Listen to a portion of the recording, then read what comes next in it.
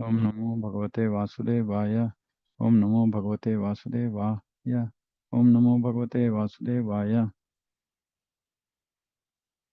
Narayanam Namaskritya Naram Chaiva Narottamam Devim Saraswatim Vyasam Tato Jaimudire Nashta Prayeshu Bhadreshu Nityam Bhagavata Sevaya Bhagavati Uttama Shloke Bhaktir Bhavati Naistaki Mama Gnanatimirandasya Gnananjana Shalakaya Chakshurunmilitam Yena Tasmai Shri Guruve Namaha Om Vishnu Padaya Krishna Preshthaya Bhutale Srimate Bhakti Vedanta Swaminiti Nami Namaste Saraswate Deve Gauravani Pracharini Nirvishesha Shunyavadi Paschatya Deshatharini Jai Shri Krishna Chaitanya Prabhu Nityananda Shri Advaita Gadadhara Shivasadi Gaura Bhaktivinoda Hare Krishna Krishna Krishna Hare Hare Hare Rama Rama Rama Hare Hare.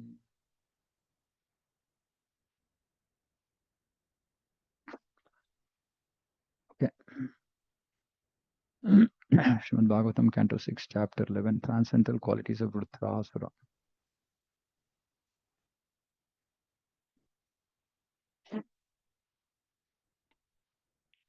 Shishuka Vacha Taevam Sham Sato Dharmam Vachapatyur Achetasaha Naiva Granhanta Sambhrantaha Palayana Parandrapa.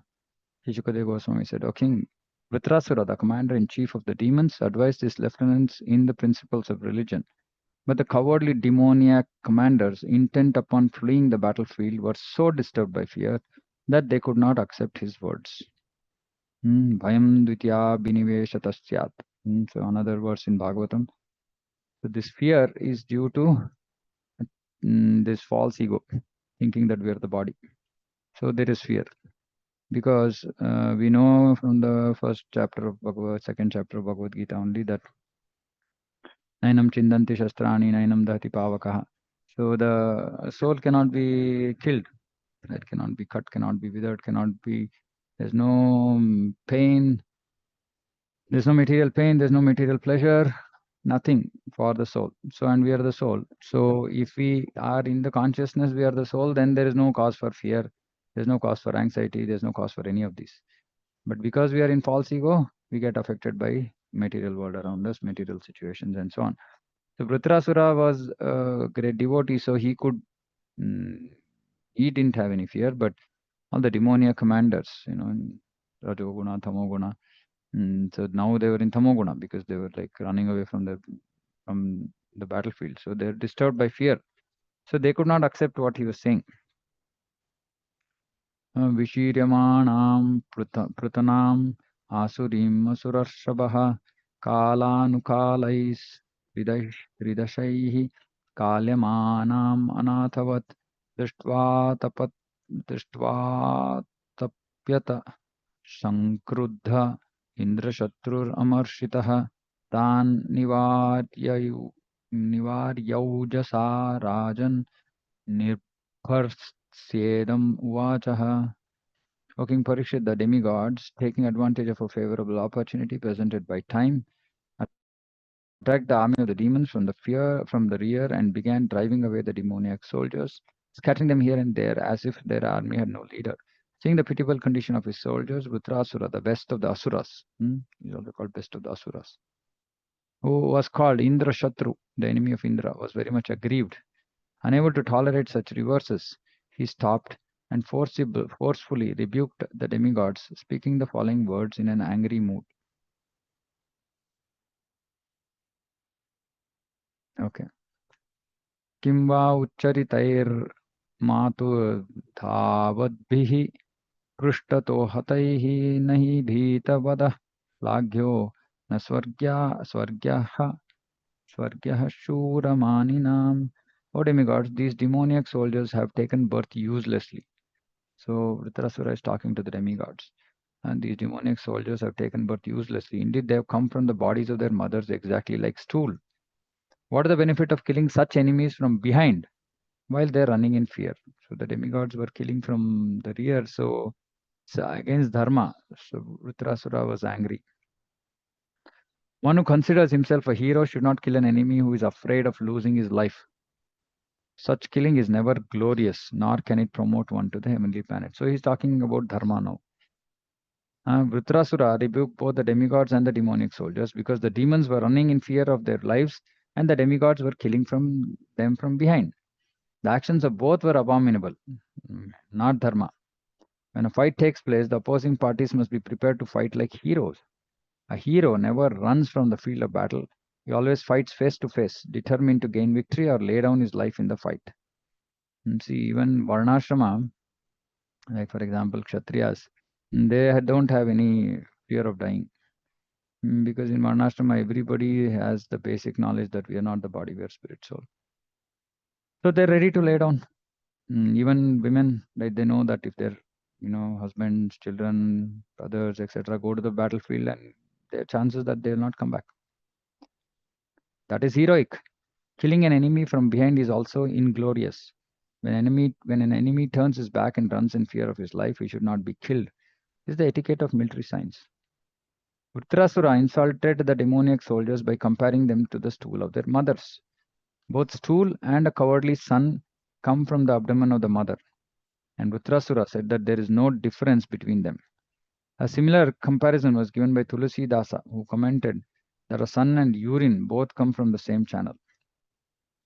In other words, semen and urine both come from the genitals, but semen produces a child, whereas urine produces nothing. Therefore, if the child is neither a hero nor a devotee, he is not a son but urine. So, in this comparison, not that we should not take this statement in general, saying that either one has to become a hero or a devotee. In this comparison, there are two things: there's hero and there is discussion about devotee. So, if you're neither, then not a son but urine. Similarly, Chanakya Pandita also says, what is the use of a son who is neither glorious nor devoted to the Lord? Such a son is like a blind eye, which simply gives pain, but cannot help one see. Like a blind eye, which simply gives pain. So, what is a son? What is the use of a son who is neither glorious nor devoted to the Lord? For us, yeah, glorious is not important. For us, it is that we should become devoted to the Lord. Otherwise, whether son or daughter doesn't matter. Their life is wasted. So Vrtrasura is Asura, but he is giving such nice knowledge. Yadi vah pradhane shraddha saram vakshullaka hradi agre tishtatamatram me na chet gramya sukhe spruha. Oh, insignificant demigods. If you truly have faith in your heroism, if you have patience in the course of your hearts, and if you are not ambitious for sense gratification, please stand before me for a moment. If you are not ambitious for sense gratification. This is not dharma. So to achieve sense gratification, one might follow adharma. So patience, tolerance is required to follow dharma. Rebuking the demigods, Vrtrasura challenge, oh demigods, if you're actually heroes, stand before me now and try to show your prowess. If you do not wish to fight, if you're afraid of losing your lives, I should not kill you. For unlike you, I am not so evil-minded as to kill persons who are neither heroic nor willing to fight. If you have faith in your heroism, please stand before me. So it's more like, like Prabhupada is saying, I will not kill you because I'm not evil-minded. If you don't want to fight, I'm not going to kill you. And when will you have patience to fight? When you are not attached to sense gratification, then you will be attached to your duty, and then you will have the tolerance, patience to stand before the enemy and fight. Otherwise, it's okay. I am not going to bother you. Just you can go. एवं सुरगणान् क्रुद्धो भीषयन् वपुषारिपून् व्यनधत् समहाप्राणो येन लोका विचेतसः. Vrtrasura, the angry and most powerful hero, terrified the demigods with his stout and strongly built body. When he roared with a resounding voice, nearly all living entities fainted. When all the demigods heard Vrtrasura's tumultuous roar, which resembled that of a lion, they fainted and fell to the ground as if struck by thunderbolts. As the demigods closed their eyes in fear, Vrtrasura, taking up his trident and making the earth tremble with his great strength, trampled the demigods beneath his feet on the battlefield, the way a mad elephant tramples hollow bamboos in the forest. Seeing Vrtrasura's disposition, Indra, the king of heaven, became intolerant and threw at him one of his great clubs, which are extremely difficult to counteract. However, as the club flew toward him, Vrtrasura easily caught it with his left hand. O King Parikshit, the powerful Vrtrasura, the enemy of King Indra, angrily struck the head of Indra's elephant with that club, making a tumultuous sound on the battlefield. For this heroic deed, the soldiers on both sides glorified him. Struck with the club by Vrtrasura like a mountain struck by a thunderbolt, the elephant Airavata, feeling great pain and spitting blood from its broken mouth, was pushed back 14 yards. In great distress, the elephant fell with Indra on its back. When he saw Indra's carrier elephant thus fatigued and injured, and when he saw Indra morose, because his carrier had been harmed in that way, the great soul Vrtrasura, following religious principles, refrained from again striking Indra with the club. Taking this opportunity, Indra touched the elephant with his nectar-producing hand, thus relieving the animal's pain and curing its injuries. Then the elephant and Indra both stood silently, shameless. Vritrasura gave some time, and Indra just took use of that, and to come back to situation to fight again. O king, when the great hero Vritrasura saw Indra, his enemy, the killer of his brother, standing before him with a thunderbolt in his hand, desiring to fight, Vritrasura remembered how Indra had cruelly killed his brother. Thinking of Indra's sinful activities, he became mad with lamentation and forgetfulness. Laughing sarcastically, he spoke as follows. Again, so Vrtrasura is put into lamentation and forgetfulness by the will of the Lord. So he speaks now. This is the important conversation. Shri Vrtra Uvacha Dishtya Bhavan Me Samavasthito Ripur Yo Brahmaha Guruha Bhratraha Cha Drishtyanrino Dyaham Asattama Tvaya Machula Nirbhinna Drishad Dridhachirat. Shri Vrtrasura said, he who has killed a Brahmana, he has killed a spiritual master. Indeed, he who has killed my brother is now by good fortune standing before me face to face as my enemy. O most abominable one, when I pierce your stone-like heart with my trident, I shall be freed from my debt to my brother. And so we know that there are all kinds of debts. Devarshi Bhuta Aptanranam Pitranam Na Kinkaronayam Rinincha Rajan. So 6 kinds of debts. So Vrtrasura is saying that I shall now be freed from the debt of my brother when I kill you. Now, obviously, then in that verse, Devarsi Bhutapta. So we have obligations towards Deva, Rishi, Bhuta, meaning other jivas, Apta, near and dear ones. Amongst this brother is there. Drinam, human beings, Pitranam, forefathers. And if we don't fulfill our obligations, then it's sinful. Then we'll have to suffer in the next life for that. So Vrtrasura is saying, so I shall be free from my debt by killing my brother. You're killing you who killed my brother. Yono gradasyatma vido dvijater gurorapapasya chadikshitasya vishrubhya khadgena shiramsya avrushchat pashoriva karuna swargakamaha. Only for the sake of living in the heavenly planets, you killed my elder brother. A self-realized, sinless, qualified Brahmana who had been appointed your chief priest. He was your spiritual master, but although you entrusted him with the performance of your sacrifice, you later mercilessly severed his heads from his body, the way one butchers an animal. Shri Daya Kirti Virujhitam Tvam Swakarmana Purushadaishchagarhyam Kritrena Machula Vivinna Deham Asprishtavahnim Samadanti Grudraha. Indra, you are bereft of all shame, mercy, glory, and good fortune. Shame, mercy, glory, and good fortune. Deprived of these good qualities by the reactions of your fruitive activities, you are to be condemned even by Rakshasas, man-eaters. So there's a difference between Rakshasa and Asura. Asura is the demoniac. Rakshasa is man-eaters, cannibals. Now I shall pierce your body with my trident, and after you die with great pain, even fire will not touch you. Only the vultures will eat your body. Because even fire is purifying. So Vrtrasura is saying, even fire will not touch you. You're so sinful. Vultures will eat your body. You're naturally cruel. If the other demigods, unaware of my prowess, follow you by attacking me with raised weapons, I shall sever their heads with the sharp trident. With those heads, I shall perform a sacrifice to Bhairava and the other leaders of the ghosts, along with their hordes. But if in this battle, okay, but if in this battle you cut off my head with your thunderbolt and kill my soldiers, O Indra, O great hero, I shall take great pleasure in offering my body to other living entities such as jackals and vultures. I shall thus be relieved of my obligations to the reactions of my karma, and my fortune will be to receive the dust from the lotus feet of great devotees like Narada Muni. So he's saying, I shall thus be relieved from of my obligations.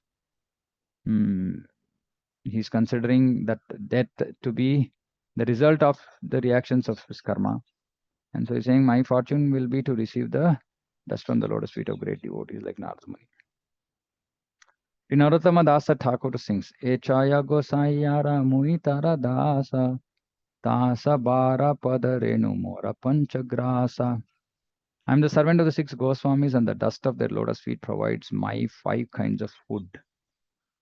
A Vaishnava always desires the dust of the lotus feet of previous acharyas and Vaishnavas. Vrtrasura was certain that he would be killed in the battle with Indra because this was the desire of Lord Vishnu. He was prepared for death because he knew that after his death he was destined to return home back to Godhead. This is a great destination, and it is achieved by the grace of a Vaishnava. Chadiya Vaishnava Seva Nistara Payachekeba. No one has ever gone back to Godhead without being favored by a Vaishnava. Please note this. So, which is why we have to, and all of us have to have one such, great Vaishnava in our life, which is normally the Diksha Guru. But we can also have Shiksha Gurus, we can have association of other great devotees, and we should act in such a way that we will be favored by those Vaishnavas. Which is being submissive. We qualified Vaishnavas, be submissive, serve them, please them. In this verse, therefore, we find the words Manasvinam Padaraja Prapatsye. I shall receive the dust of the lotus feet of great devotees. The word Manasvinam refers to great devotees who always think of Krishna. They're always peaceful. They're always peaceful, thinking of Krishna, and therefore they are called Dhira. So this is also one of the qualities for devotee. A devotee might be very active, engaged in all kinds of activities, but he should be still peaceful, and he should be a Dhira. The best example of such a devotee is Narada Muni. If one receives the dust of the lotus feet of a Manasvi, a great devotee, certainly returns home back to Godhead. So significance of getting the mercy of great Vaishnavas. And who have these kind of qualities, peaceful, always thinking of Krishna, they're Dhira. So we should get the mercy of such devotees. And here Vrtrasura again, he knew that he's going to die because it was a desire of Lord Vishnu. So he was prepared for death. Because anyway, after his death, he's going to return back, go back home, back to Godhead. Because he had no material attachment. He had no attachment to his body, to living or whatever. He's just there because it is his duty, obligation. So he's fighting. He will fight to the best of his ability. And then if he dies, then he goes back to Goloka anyway. If he wins also, he'll go back to Goloka because he has no attachment to whatever he's going to get. So this has to be the mood of a devotee. Sureshakasman hino shivajram purastite vairini mai amogham masam saishtana gadeva gajraha syanishphala kripanartheva yachna. O king of the demigods, since I, your enemy, am standing before you, why don't you hurl your thunderbolt at me? See, look at this. He's just saying, yeah, you have your thunderbolt. Vishnu has given you. It is empowered with his power. Why don't you just throw it at me? I'm your enemy, I'm standing before you. Although your attack upon me with your club was certainly useless, like a request of money from a miser, the thunderbolt you carry will not be useless. You need have no doubts about this. When King Indra threw his club at Vrtrasura, Vrtrasura caught it in his left hand and retaliated by using it to strike the head of Indra's elephant. Thus, Indra's attack was a disastrous failure. Indeed, Indra's elephant was injured and thrown back 14 yards.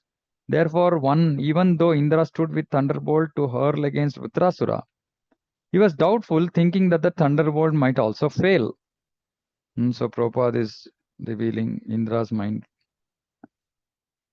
Vrtrasura, however, being a Vaishnava, assured Indra that the thunderbolt would not fail, for Vrtrasura knew that it had been prepared in accordance with the instructions of Lord Vishnu. Although Indra had doubts because he could not understand that Lord Vishnu's order never fails, Vrtrasura understood Lord Vishnu's purpose. So though Indra is a demigod, Prabhupada is clearly, highlighting his mindset and Vrtrasura's. Vrtrasura was eager to be killed by the thunderbolt manufactured according to Lord Vishnu's instructions because he was sure that he would thus return home back to Godhead. He was simply waiting for the opportunity of thunderbolts being released. In effect, therefore, Vrtrasura told Indra, if you want to kill me, since I'm your enemy, take this opportunity, kill me. You will gain victory, I shall go back to Godhead. Your deed will be equally beneficial for both of us. Do it immediately. This is complete, total fearlessness, right? Like absolutely, fully, properly situated in the knowledge of soul, constitutional position. No fear.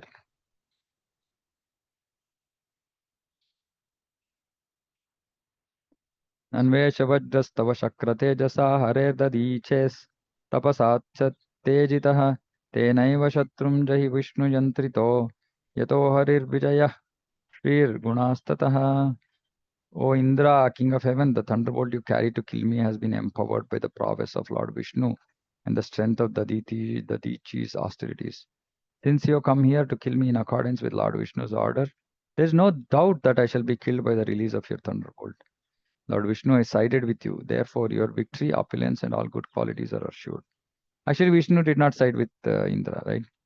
Vishnu is giving benediction both to Indra, who is also sincerely trying to serve him in his cosmic order, and Vrtrasura, who is a devotee, who by chance, has appeared as a asura, but who is eligible to go back home, back to Godhead. So he is being merciful to both. But see, because Indra seemed frightened, Vrtrasura is comforting him. Your victory, opulence, and all good qualities are assured. So don't worry, and I'm going to be killed. He's comforting him. Vrtrasura not only assured King Indra that the thunderbolt was invincible, but also encouraged Indra to use it against him as soon as possible. Vrtrasura was eager to die with the stroke of the thunderbolt sent by Lord Vishnu, so that he could immediately return home back to Godhead. By hurling the thunderbolt, Indra would gain victory and enjoy the heavenly planets, remaining in the material world for repeated birth and death. Indra wanted to gain victory over Vrtrasura and thereby become happy, but that would not at all be happiness. The heavenly planets are just below Brahmaloka, but as stated by the Supreme Lord, Brahma Bhavana Loka Punaravartino Arjuna. Even one achieves Brahmaloka, he must still fall to the lower planetary systems again and again. However, if one goes back to Godhead, he never returns to this material world. By killing Vrtrasura, Indra would not actually gain. He would remain in the material world. Vrtrasura, however, would go to the spiritual world. Therefore, victory was destined for Vrtrasura, not for Indra. In one sense. In the other sense, Indra was there to do his service to Vishnu. So he had to go back to take his position as Indra. So in that way also that is victory. So that, asuras are subdued. But the ultimate victory, Prabhupada is referring to ultimate victory, is to go back to Goloka, and that Indra would not be achieving. Samadhaya mano yatahvanah sankarshanastacharanarvinde twadvajraramho lulitagrame pasho. Kathim muner yamyapavidhalokaha. By the force of your thunderbolt, I shall be freed of material bondage, and shall give up this body and this world of material desires. Fixing my mind upon the lotus feet of Lord Sankarshana, I shall attain the destination of such great sages as Narada Muni, just as Lord Sankarshana has said.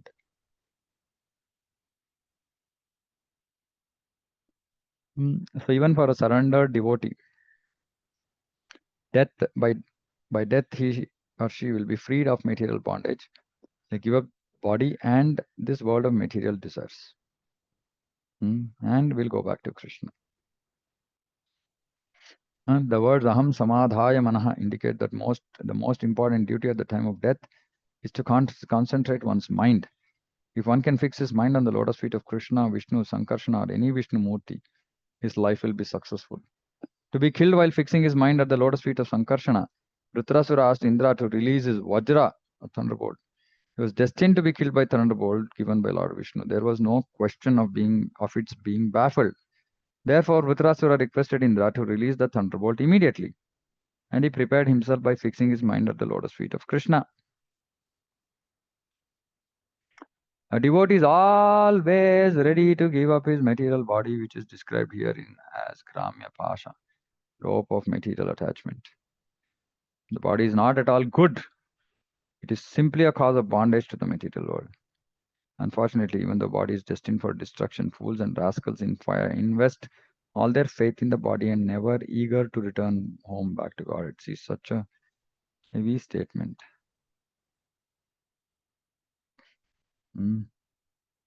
Devotee is always ready to give up his material body. He's not attached to his body.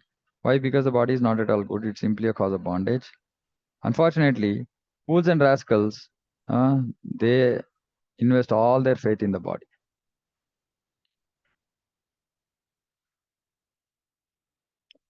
Pumsam kilaikantadhyam swakanam ya sampado divi bhumau rasayam narati yadvesha udvegadhir madah kalir vyasanam samprayasaha. Persons who fully surrender at the lotus feet of the Supreme Person of Godhead and always think of his lotus feet are accepted and recognized by the Lord as his own personal assistants or servants. Reading it again. Persons who fully surrender at the lotus feet of the Lord and always think of his lotus feet are accepted and recognized by the Lord as his own personal assistants or servants.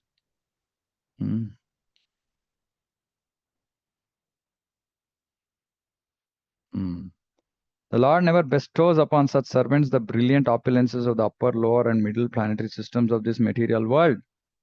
When one possesses material opulence in any of these three divisions of the universe, his possessions naturally increase his enmity, anxiety, mental agitation, pride, and belligerence, meaning fighting spirit.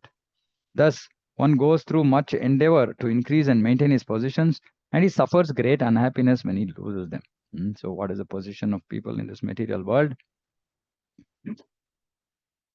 When they possess material opulence in any of these three divisions, naturally there's an increase in enmity, anxiety, mental agitation, pride, and belligerence. Thus one goes through much endeavor to increase and maintain his possessions, and he suffers great unhappiness when he loses them. Lord says, Yatha mam prapadyanti tam stathaiva bhajamyam mama vartmanu vartante manushya partha sarvasha. As devotees surrender unto me, I reward them accordingly. Everyone follows my path in all respects, O son of Pritha. Both Indra and Vrtrasura were certainly devotees of the Lord, although Indra took instructions from Vishnu to kill Vrtrasura. The Lord was actually more favorable to Vrtrasura because after being killed by Indra's thunderbolt, Vrtrasura would go back to Godhead, whereas the victorious Indra would rot in this material world.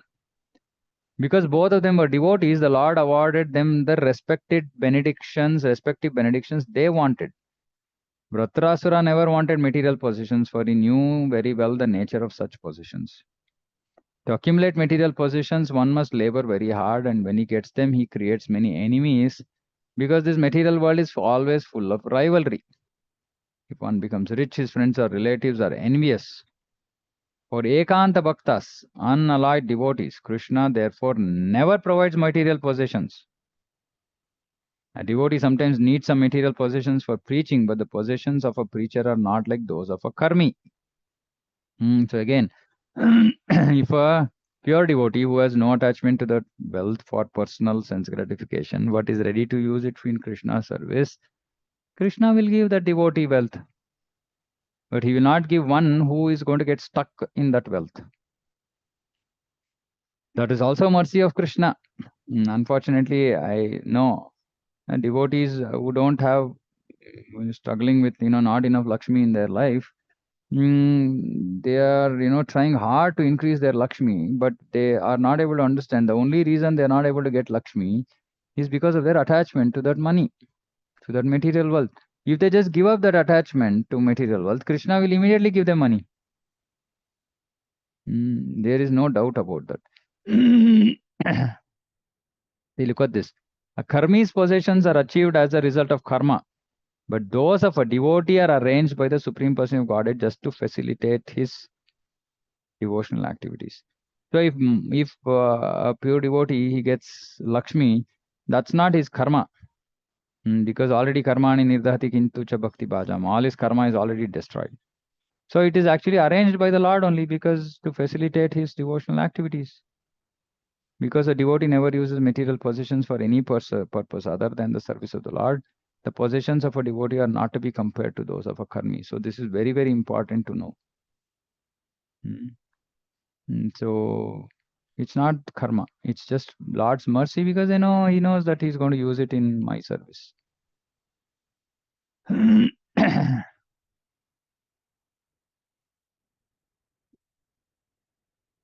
त्रैवर्गिकाया सविघातमस्मत्पतिर्विधत्ते पुरुषाय चक्र ततोन्नुमेयो भगवत्प्रसादो यो दुर्लभो किंचन गोचरोन्यैः. Our Lord, the Supreme Person of Godhead, forbids his devotees to endeavor uselessly for dharma, artha, kama. Forbids. Hmm.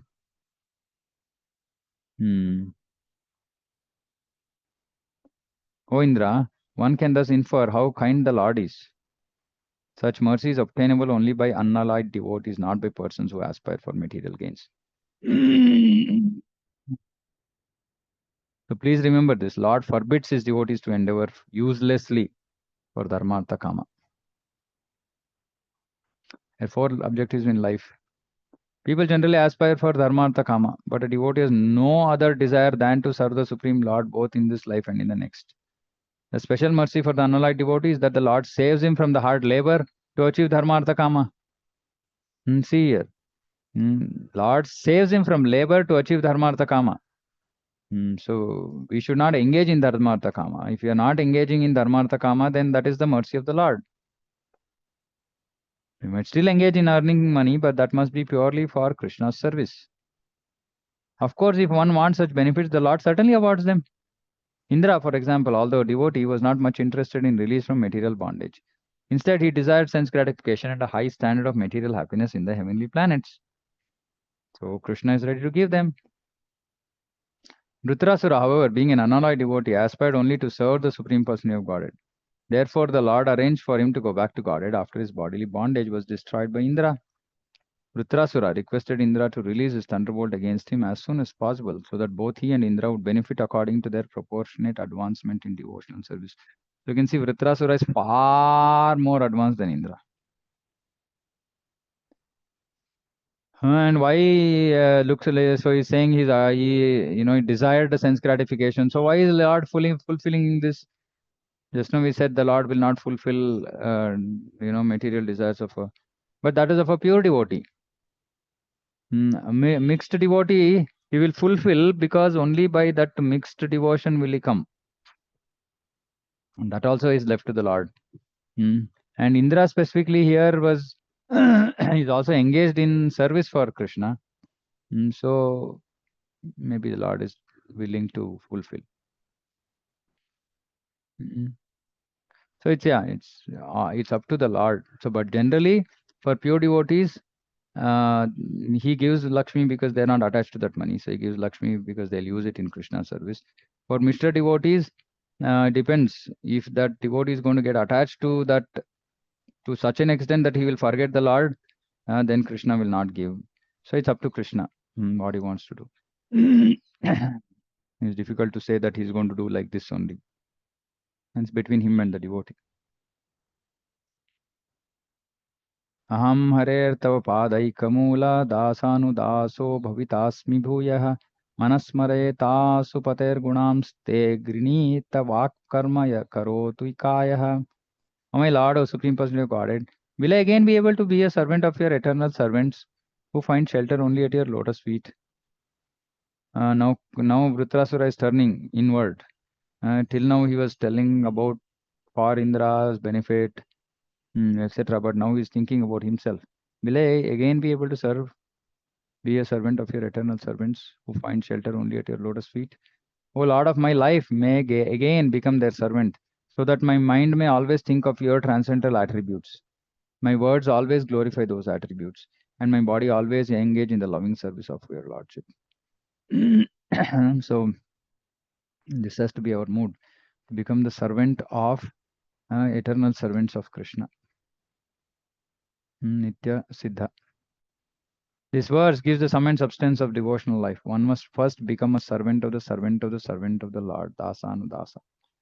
Chaitanya Mahaprabhu advised that he has advised and he also showed by his own example that a living entity should always desire to be a servant of the servant of the servant of Krishna. Gopi Bhartu Padakamale or Dasa Dasa Anudasa. This means that one must accept a spiritual master who comes in the disciplic succession and is a servant of the Lord. Under his direction, one must then engage one's three properties. Please note.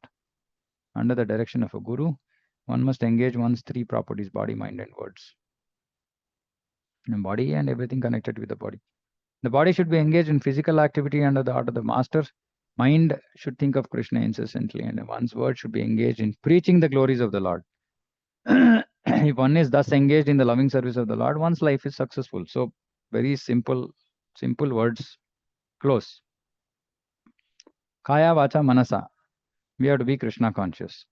By body, engage body in physical activity, mind in always thinking of Krishna, and words in glorifying Krishna through preaching. That's all. Preaching, book distribution based on our propensities. And that's it. If one is thus engaged, this is loving service. How can one do this if one doesn't love Krishna? Use their body, mind, and words only for Krishna. Of course, it is loving service, but it might not still, all the emotions and all those asta sattvika vikara, all that might not be visible. But still, this is that initial stage of developing that highest level of prema. Is to offer everything to Krishna. Mother offers everything to the child because she loves the child. Similarly. Of course, one should not do this grudgingly. Oh, I'm in this ashram and I have to do this. Not like that. For the pleasure of Guru and Krishna. If we come to the stage of offering body, mind, and words, then one's life is successful. And which is why we keep saying that we should not waste our body, mind, and words for other things other than Krishna's service. And so, yeah, generally finish Grihasthashram, come to Vanaprastha, use Kaya, Vacha, Manasa, everything in Krishna's service and make life successful. So, but this mood to become a servant of servant, so that Kaya, Vacha, Manasa he can engage in service. That is what, that is the idea. So Prabhupada directly says, so spiritual master, accept his direction and engage one's three properties, namely mind, body, mind, and words, as he desires, as the Guru desires. Because we don't know Krishna's desire. Then Krishna is represented by Guru. So the Guru, whatever he desires, is the desire of Krishna. न नाकपृष्ठं न च पारमेष्ठ्यं न सार्वभौमं न रसाधिपत्यं न योगसिद्धिरपुनर्भवं वा samanjasatva आकांक्षे. O my Lord, source of all opportunities, you can give everything. But I do not desire to enjoy in Dhruva the heavenly planets, or the planet where Lord Brahma resides. Nor do I want to be the supreme ruler of the earthly planets. or the lower planetary systems. I do not desire to be the master of powers of mystic yoga, nor do I want liberation. If I have to give up your lotus feet, I want your lotus feet. If getting any of this is going to make me give up your lotus feet, then I don't want. Okay, if along with holding on to your lotus feet, if you give me all these things, if you think that it's going to be beneficial for me to achieve your lotus feet, then it's fine. Otherwise, I don't want any of this. A pure devotee never desires to gain material opportunities by rendering transcendental loving service to the Lord. A pure devotee desires only to engage in loving service to the Lord in the constant association of the Lord and his eternal associates, as stated in the previous verse, Dasanudasa Bhavitasmi. As confirmed by Narottam Das Thakur, Thandera Charana Sei Bhakta Sanev, as Janame Janme Hoy Ye Bilash. Bhakta Sanevas, to serve the Lord and the servants of his servants in the association of devotees is the only objective of a pure unalloyed devotee. So it's not just service of the Lord, it's service of the Lord and the servants of his servants in the association of other devotees. Is the only objective of pure unalloyed devotee. And in a way to please them.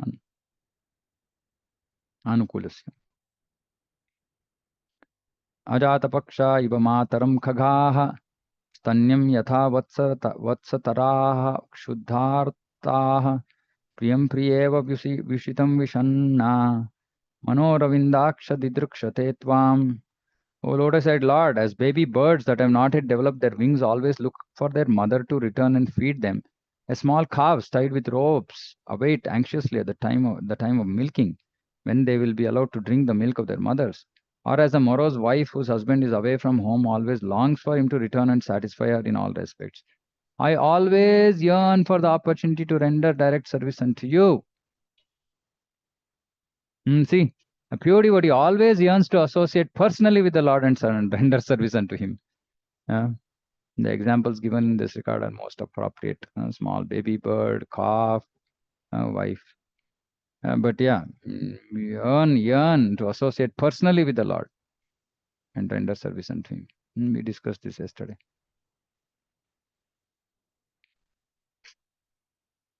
How many verses are there? This 27. Oh, last verse. Wow. ममोत्तमश्लोकजनेषु सख्यं संसारचक्रे भ्रमतस्वकर्मभिः त्वन्माययात्मात्मजा दारगेहेश्वसा आसक्तचित्तस्य न नाथ भूयात्. O my Lord, my Master, I am wandering throughout this material world as a result of my fruitive activities. Therefore, I simply seek friendship in the association of your pious and enlightened devotees. I simply seek friendship in the association of your pious and enlightened devotees.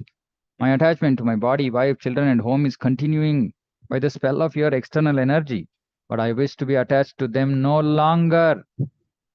Let my mind, my consciousness, and everything I have be attached only to you. Asura speaking. Not an Asura, he's a devotee, great devotee.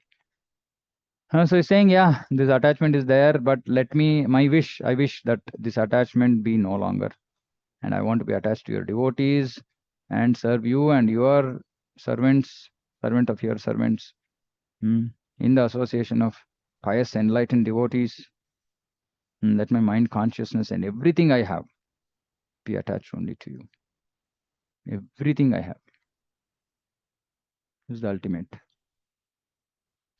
Okay, so very nice teachings. So I'll stop here. If anybody has any comments, feel free. Hare Krishna, Prabhu. Yeah. Prabhu, just a quick question. So, how did Vrtrasura acquire so many great qualities? I mean, did he get association of Narada Muni during his lifetime, or it's going to come after this? So he was Chitraketu, he was a great devotee. So he was just cursed. So we'll discuss that next. Okay. Okay, anything else? Okay, nice. So yeah, we can continue the discussion tomorrow, Krishna willing. Shrimad Bhagavatam की जय, जगत गुरु शिला प्रभुपाद की जय। वांछा कल्पतरुभ्यश्च कृपा सिंधुभ्यो च पतितानां पावनेभ्यो वैष्णवेभ्यो नमो नमः। अनंत कोटि वैष्णव की जय। हरे कृष्णा। Hare Krishna.